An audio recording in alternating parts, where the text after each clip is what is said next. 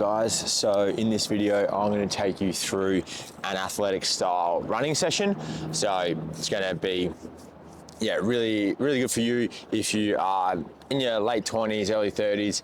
You're not wanting to absolutely smash your body, but you're still wanting to like train athletically, build up a good cardio base while doing it in effective for sport. So this isn't going to be a long, boring run.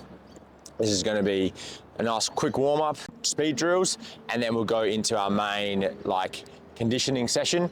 So stick around, make sure you hang around to the end, because all throughout I'm going to be explaining how it works and how I get the best out of myself and the other men that I coach. I have my master's in high performance sport. I played for GWS, I've played for LSU in American football. So there's going to be some little tidbits all throughout this video from those experiences, from my education, that are going to help you with your running and your performance on the field. In the warm-up, I just like to do some really quick dynamic stretches. So I did total body weights yesterday, and that's how I like to structure my week. So it'll be a run session in between a gym session. So I'm feeling a little bit sore, but when you feel sore, the best thing you can do is get moving. Now we're going to get into this running really quickly, so I'll smash through this warm-up. These are some really good exercises that you can do when you're strapped on time. This is my favorite. It's like calf pump. You go lizard, then downward dog. Okay, lizard, downward dog. Get a few calf pumps. Okay, and then you can add in a nice little rotation. So we're getting hamstrings, hip flexors, your thoracic spine opening up, and getting the calves. Okay, so really dynamic stretch. Doesn't take up any space. So this is what I used to do when I was on the sidelines as a punter in college football. Keep nice and loose.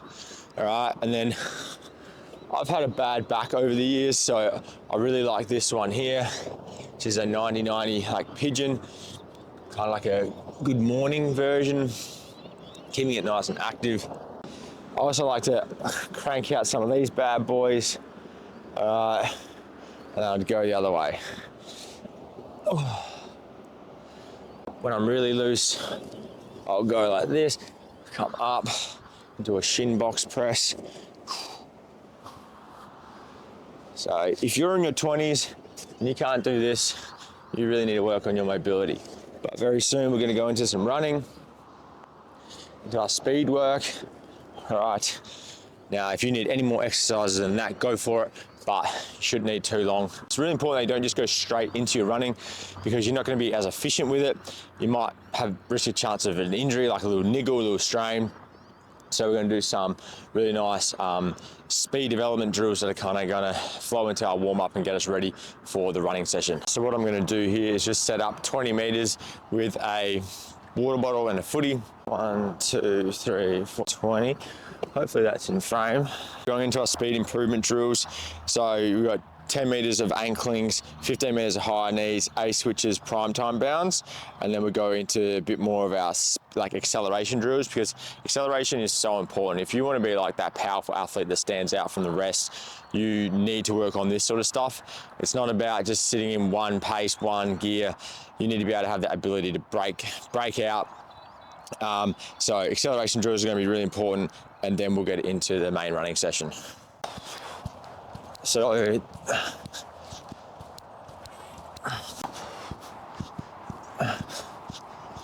halfway and switch. Really important that you keep your hitting off the forefront of your foot and really pull your toes up, okay? Keeping your legs nice and straight. And now we're gonna do some high knees. Now you've probably done high knees before, but we really wanna make sure that we get our knee up to our waist. And it's not about going forward, it's about getting lots of reps in. When I was at LSU, I was working alongside some of the best receivers, DBs in the game, Jamal Adams, Justin Jefferson, and it wasn't about being first to finish. It was about getting lots and lots of reps in, working your hip flexors, okay? Getting really strong, powerful hip flexors that can keep going when fatigued. So you want to rest here for Honestly, about 30 seconds until you feel ready to go. There we go again. So knee up, toe up, use your arms.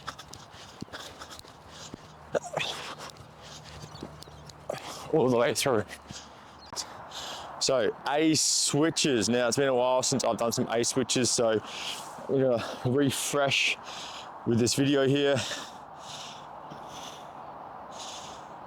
So this is like getting you really strong in that position, working your glutes, being activated. We're just gonna do 15 meters of that, and then we'll get into our running. Sorry, then we'll get into our sprinting, our acceleration.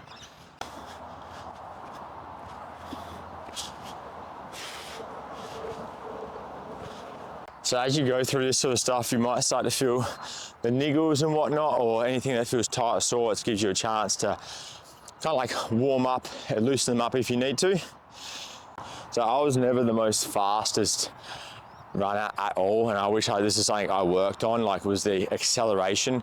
I was good when I got to top speed, but really in a lot of sports that doesn't really matter, like particularly for footy that I played growing up. Like you needed to be able to have that burst out of the packs. The first 10 meters was what really mattered. So as we go into this acceleration stuff, I really want you to focus on the first 2 steps. Think pistons and pumping into the ground. Your ability to get distance, sorry, the ability to like accelerate is about applying force into the ground and propelling yourself forward.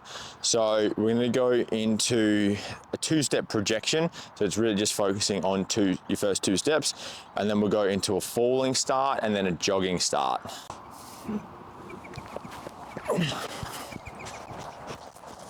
So that's all it is. Just gonna do a walk back recovery, aiming to get my knee up like what I was doing in the high knees, having my toe up and striking off the forefoot, just like we did with the anklings.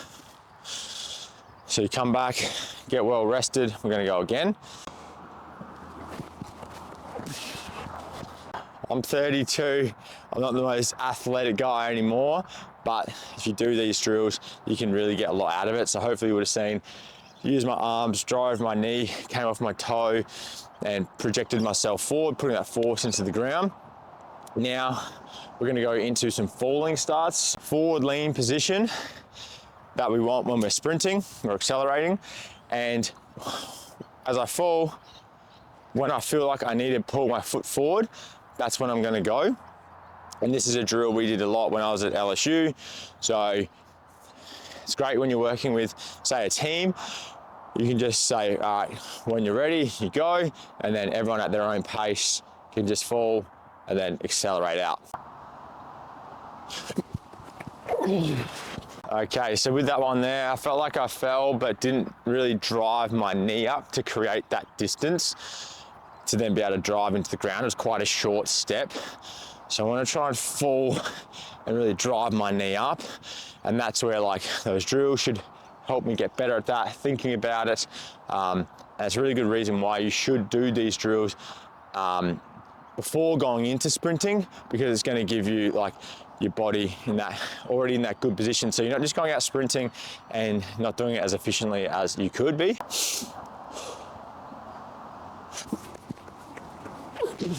That felt a little bit better.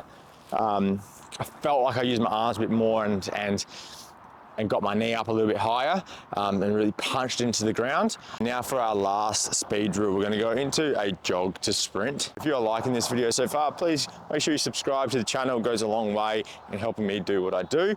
Progress from just kicking and providing more high performance sport principles for you all so that you can rebuild your athletic body. Because sport isn't always from a like stop start, we're going to jog into it and then accelerate. So same principles, we still want to drive our knee, really get that change of pace, but it's going to be coming from a jogging position.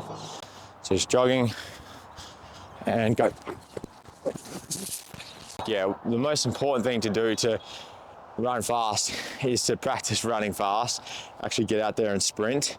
And a lot of men, once they hit 30, I think like 90% of people don't sprint.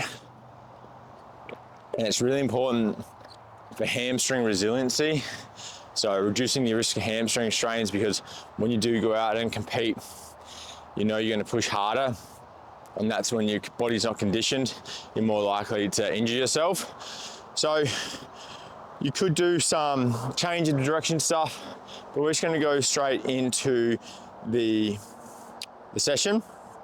So I'm going to mark out some distances. We're going to do them on the time. We've got 3 different sets, different distances, and yeah, hang around to the end so you can see exactly how it all looks. Usually what I do for the men who are in my coaching program is provide really personalized running based off of their 2K time trial, so using their maximal aerobic speed based off their 2K time trial. Now for this session for me, I don't know my 2K time trial at this moment, so I'm going to use a session from my speed and stamina program, speed endurance program.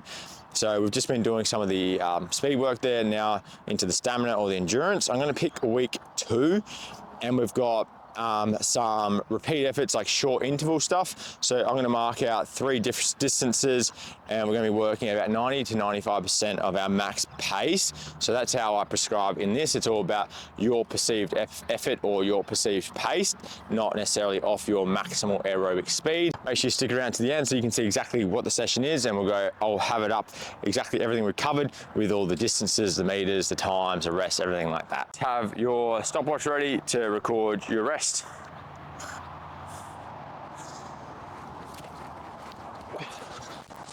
Okay. All right, 10 seconds. 5, 4, 3, 2, 1.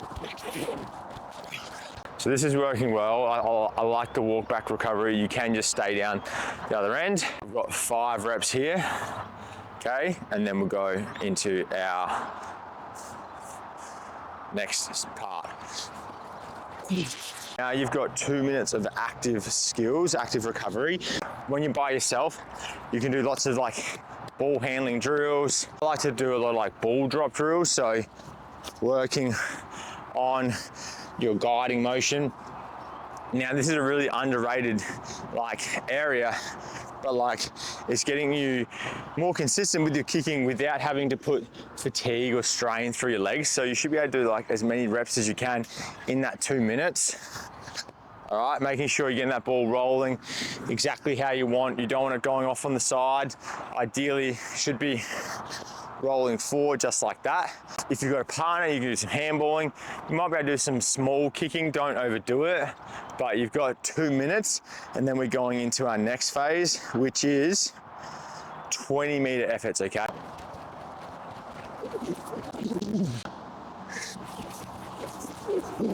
Sometimes a lot of these drills, I remember when I would be training at GWS, sometimes they'd feel quite easy, and you're like, why is this so easy? But it's all about when you do the things. So like I said yesterday, I did lower body weight. So today's not going to be as hard as what it could be, right? As opposed to, we're at the end of the week here. At the start of the week, can be a bit more of a harder session. Tomorrow as well, I'm gonna do some upper body, and I'll have a chance to maybe go for another run as well. So it's all about being able to be consistent in what you do, so you don't have to absolutely smash yourself every session and then not be able to back it up. You know, if you're smashing yourself and then you're needing a day or 2 to recover, or you're not able to perform that next session at high quality, then there's no point.